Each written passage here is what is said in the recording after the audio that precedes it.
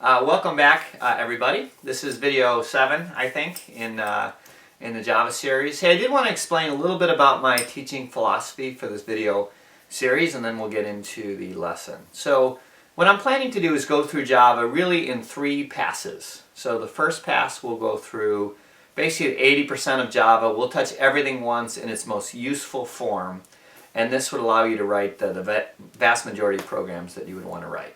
The second time through, we'll go through each part in more nitty-gritty detail, make sure you understand everything and all the nuances and get that last 20% done. And then in the third pass, we'll go through some topics and go through all the pitfalls and trick questions they might ask you on the test on those topics. So if you're familiar with Java and you're wondering why I haven't done integer division or statements without curly braces or things like that, it's basically because I want to get the 80% done, get you speaking Java, and then go through the nuances. And it's a little bit like the way you learn a language. When you're 2 or 3 and you're saying your first sentences like, I want food, your parents don't stop and say, well, I is a singular first person, and a plural first person is we, and then the singular second person is you, and you don't really go through all the detail the first time you're learning a language. You do that later in life, and so that's what we'll do with Java. Today, let's say you have a little sister, and she's learning her multiplication tables, and you want to write a little program to help her test herself and really learn it well. So I call this the multiplication game, and that's what we'll write in today's lesson. And to do that, I'll teach you 3 things. One is what's called a for loop, and this is the way to make something block of code run over and over and over again. We saw this with a while loop, but the for loop is the most popular form of doing an iteration like that, so I'll teach you that. Second is string concatenation, taking a string, building up a string from a lot of different parts. And the third is this plus operator and what that does. Let me just, before we go to the computer, let me just explain the structure of a for loop. So this is used if, let's say, you want to do something 100 times, like you want to print hello world 100 times, or in this case, the game is going to ask 10 multiplication questions and then give you a score at the end. So we want to do something 10 times. But this is what it looks like. You have a for, and then inside the parentheses you have a bunch of things which I'll explain in a sec. And then inside curly braces you have the block of code that's going to run 10 times. So inside the parentheses are 3 things. The first is an initialization statement. So this is initializing the variable I to 0. So you're creating a new integer named I and setting it to 0. The second part of the for loop is the continuation condition. So as long as I is less than 10, run this block of code, is basically what this is saying. Okay? And then the third part is usually a incrementer that is changing I. So what I++ does is it increases I by 1. So after this, I will be, starts at 0, and then it'll be 1, 2, 3, 4, 5, 6, 7, 8, 9. And when it hits 10, the loop will stop because I is not less than 10 anymore. So it's an initialization, a continuation condition, which is a Boolean expression, and then usually an increment statement to change the control loop variable. So that's a for loop. We'll go into it in more detail. And then concatenating strings is really easy. That means just taking 2 strings and sticking them together. So if you wanted to print out the value of x, let's say, the variable, you could just put print quote, this should have quote, the value of x is, and then the plus sign, and then the variable x. So plus is used in math expressions, as we saw, but it's also used for string concatenation. So to take 2 strings like hello world, if you put a plus sign between them, it'll become one new string called hello world. So this will become one new string called the value of x is 30, let's say, and then that string is passed to system.out.print line to print it out to the screen. So string concatenation is super easy. It just uses the plus sign that you might intuitively think it would use. So that's it. Let's go write our multiplication game. Okay, you know how I always like to start with a specification as to what the program will look like in the end. So here's what it would look like. Basically, you're asking the user 10 multiplication questions, each number between 1 and 10, let's say, or 1 and 9, and they type in the answer. And then at the end, you tell them what score. You keep track of how many they got right, and you give them the number right and a percentile. Okay, and obviously these are random numbers, so every time they play the game, they're going to get new numbers. So we'll use the math.random from last time. So now let's write our code. What I wanted to do actually is show you the 3 things that I'm going to teach you in an easy form, and then we'll write our game. So first, the for loop. Let's say you wanted to say hello world 20 times. The way you would do that is inside the for loop you would have a variable like int I. So I will be our counter variable. It starts in computer science we usually start things with 0, and it's a long explanation, but just trust me on that. So we're going to go basically from 0 to 9. So when it reaches 10, it's going to stop. Okay, that's what that middle thing is. And the last thing means after each time you run the loop, make I 1 bigger, increment I.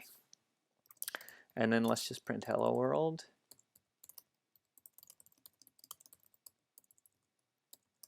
Hello world. Okay, compile. Close. Run it.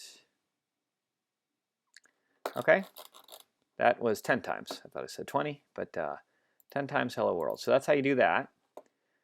String concatenation is pretty easy. So if you wanted to just print hello plus earth, and you can even do like a number actually, and what will happen is it'll turn that number into a string. Because when it sees the plus sign, and if there's a string on one side, it does not do the math adding, it does string concatenation. That's the way that command works. So you can see at the end, hello earth 7. Okay, so that's string concatenation. And the last thing I'll just show you is this plus plus. So if I set x equal to 7, I print out x, and then I do x plus plus, and then I print out x again, we should see a 7. Actually, let me use a different number. We should see a 9, and then we should, on this line of code, and then we should see a 10 on this line of code. And by the way, this is why variables are called variables, because their answers can vary. So far, I think we've just set variables equal to 1 number, never change them. But this is a way to change what's in a variable to make it 1 bigger. So let's take a look at that.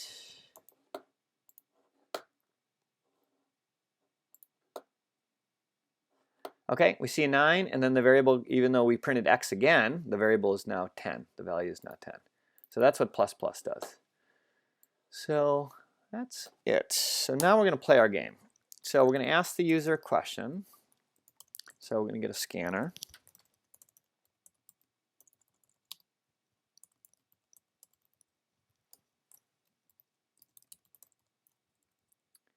And we're going to create our scanner.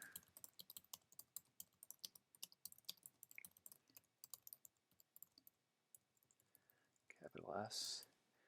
Lowercase matters in Java, as you might have figured out if you've made any typing errors. Okay, so now we're going to do for loop. So you don't need 10 scanners. You only need 1. So that's why I did it before the loop started.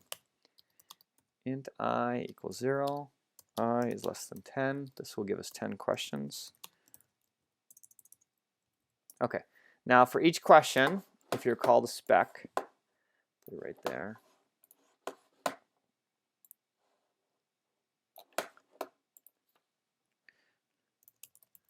I'm going to write the question number, and this is actually I plus 1. I'm going to put that in parentheses to make sure it does that before it does any string concatenation, which it would anyway. But so since I starts with 0, but in our user interface we want to start with 1, I'm just adding 1 to I. And then I'm saying what? Actually, period, space, space, what is Oh, I forgot to generate two numbers. Let's say they're called num1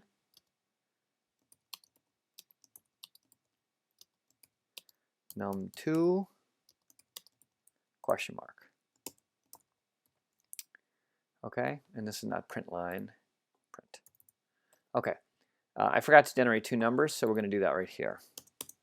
And this is just like the last session. So int num1 equals int math.random times, we wanted it to go, we want 1 through 9, which is 9 numbers starting at 1. Okay, and we'll do the same for num2. Okay, that'll give us numbers 1 through 9. And that will ask the question, what is whatever, 8 times 3? And then we'll get an answer. So int answer equals my scanner.next int. And then if they get it right, we need to update the score. So far we don't have a variable for the score. We don't want 10 different scores. We want 1. So I'm going to also do that before the loop starts. So int score equals 0. So we're going to start our score at 0. And if the answer equals num1 times num2, we're going to make the score 1 bigger. Okay, and that's the, like you saw, that's the syntax. The variable name plus plus will make it 1 bigger. And that is it for the question part of it. And now we're going to give them their final score. Congratulations, you got score right for a score divided by score divided by 10. Make that 10.0 for reasons I'll explain later.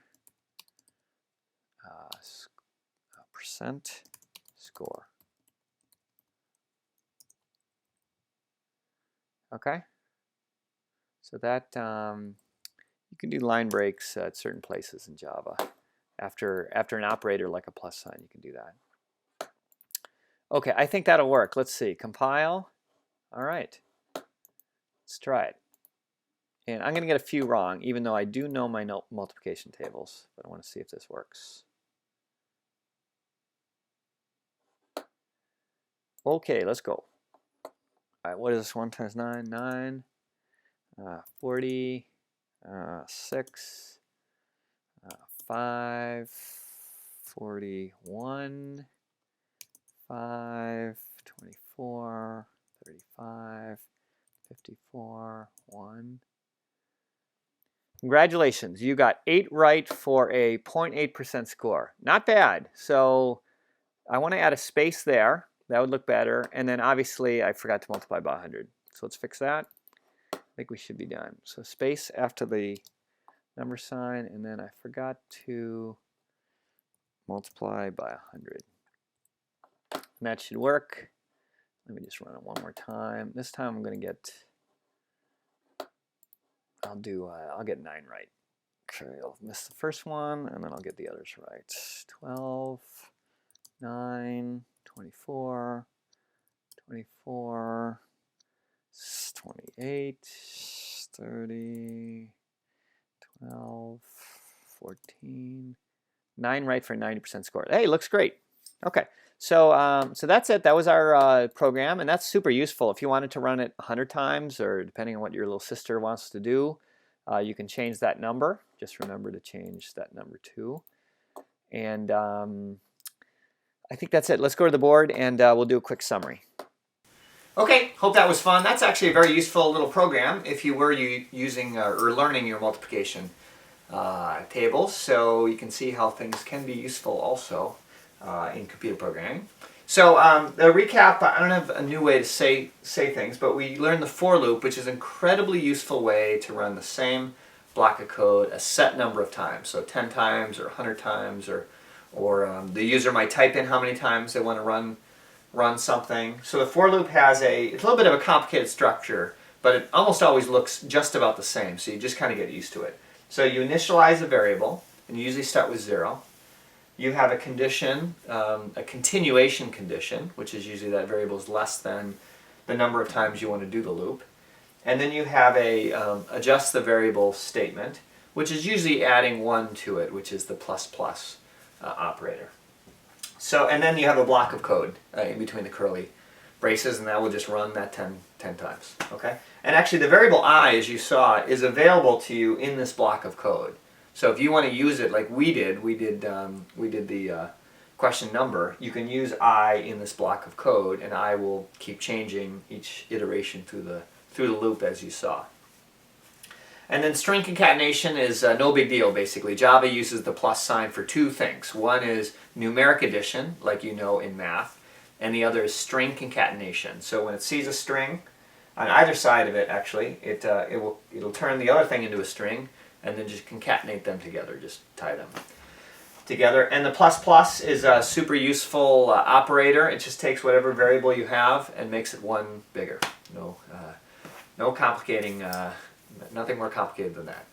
So that's it. Hope that was useful. Enjoy yourself, and I'll talk to you next time.